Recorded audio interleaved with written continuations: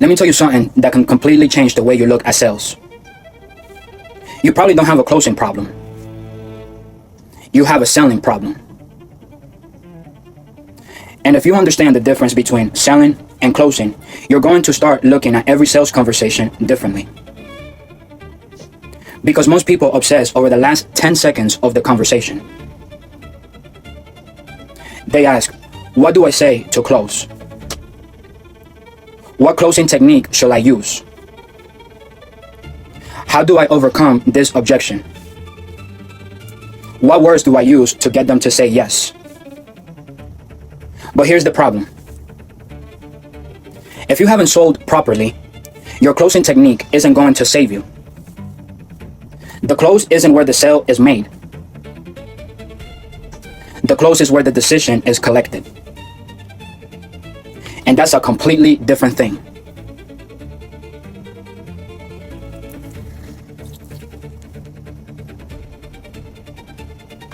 Think about a sales conversation like this. Roughly 80 to 90% of the conversation is selling. Maybe 10 to 20% is actually closing. And I'm not saying those numbers are a scientific law. I'm giving you a mental model. Because the point is this.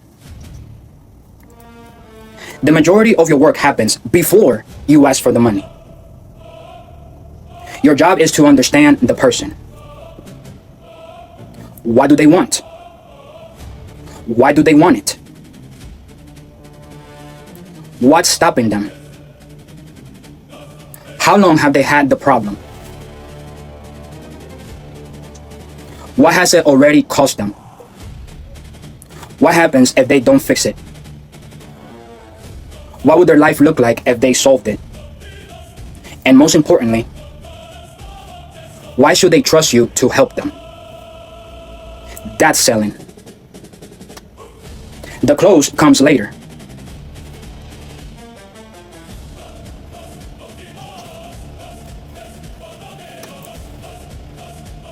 Here's where inexperienced salespeople make a huge mistake. They walk into the conversation thinking, I need to close this person. Wrong. Your objective shouldn't be, how do I get this person to buy? Your objective should be, how do I determine whether this person has a problem I can genuinely solve? That's a completely different mindset. Because when you're desperate to close, people can feel it. You start talking too much. You start explaining too much. You start defending your price. You start throwing discounts around. You start chasing. You start trying to convince. And the customer starts thinking, why is this person trying so hard to sell me? But when you're focused on understanding the person, everything changes. You become curious. You ask better questions. You listen. You diagnose. And you don't have to force the sale.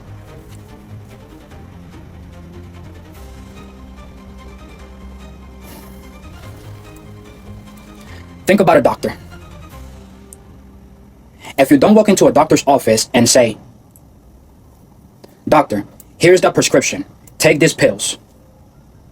No. The doctor asks questions. Where does that hurt?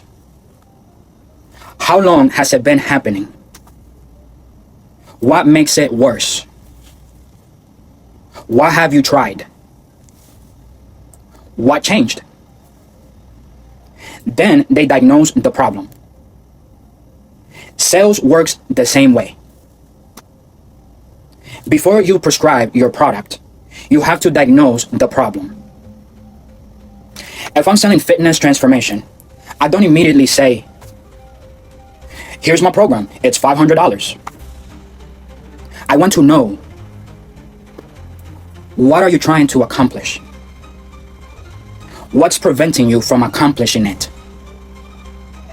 How long have you been dealing with this? Why have you tried? Why didn't it work? How important is fixing this to you? And what happens if nothing changes over the next year? Now we're having a real sales conversation. Because I'm not selling a workout plan anymore. I'm solving a problem.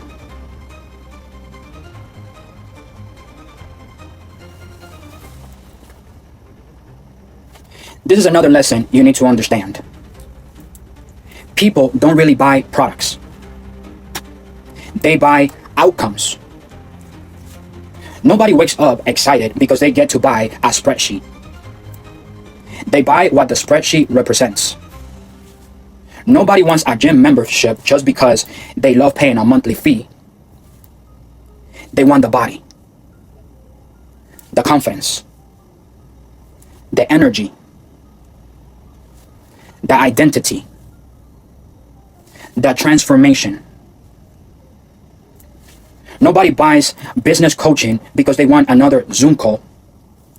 They want revenue, freedom, competence, security, status, growth. The product is the vehicle. The outcome is what they actually want. So, if you spend your entire sales conversation talking about your product, you're missing the point. Talk about the problem. Talk about the desired outcome. Talk about the gap. Then explain why your solution can bridge that gap.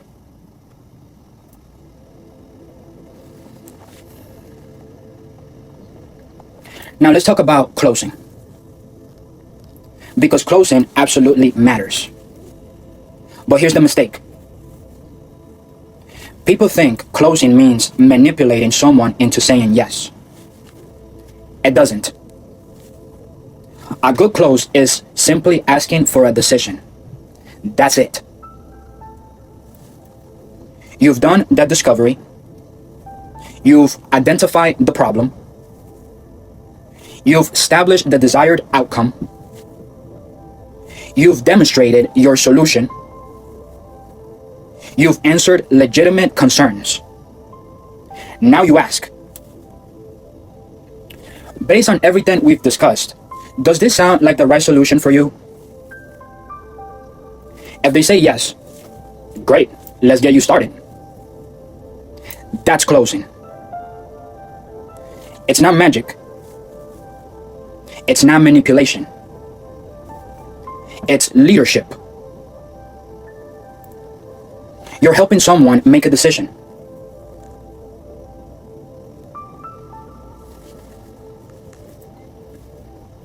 Now let's say they tell you, it's too expensive.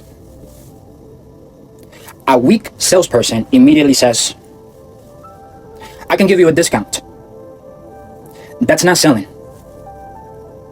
That's panic. Instead, you investigate. Compared to what? Or, when you say it's too expensive, do you mean you don't see the value?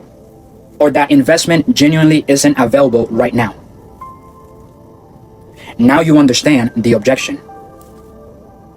Because sometimes, too expensive doesn't mean the price is actually the problem. Maybe they don't trust you yet. Maybe they don't understand the value. Maybe they don't believe the outcome is possible. Maybe they don't have the money. Those are completely different problems. And you can't solve a problem you haven't diagnosed.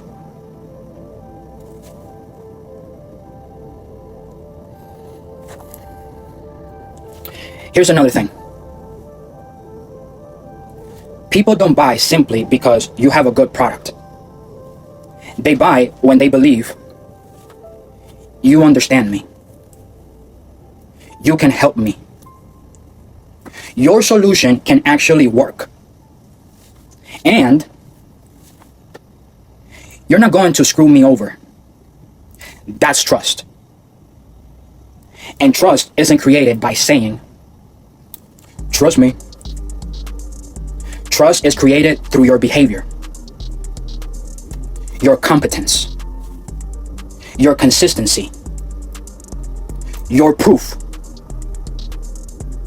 your communication, your questions, your ability to actually listen, and your willingness to tell someone, "This isn't right for you." That last one is powerful. Because when you're willing to walk away from a bad fit, people trust you more.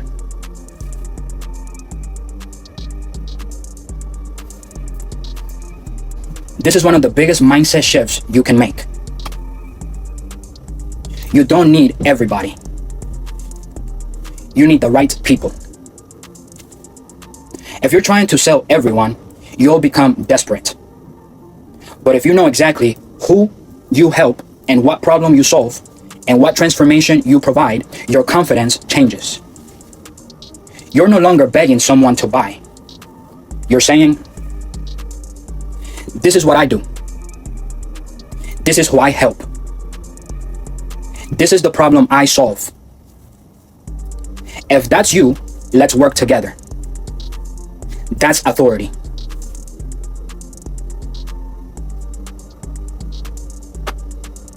The Camacho sales mindset. This is how I want you to think about sales. Don't chase the customer. Understand the customer. Don't pressure the customer. Diagnose the problem.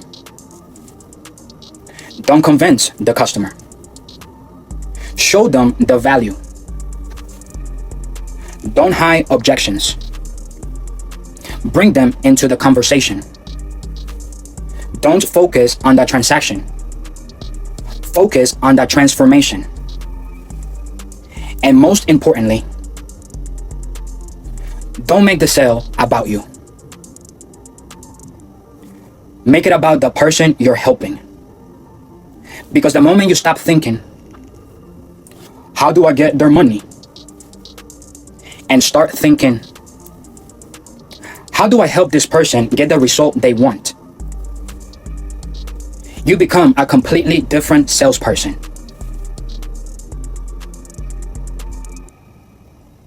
Alright, y'all, final lesson. So if you're struggling with sales right now, I don't want you to immediately go and learn 50 closing techniques. Don't memorize 100 scripts. Don't learn some magic phrase that's supposedly going to make everybody say yes.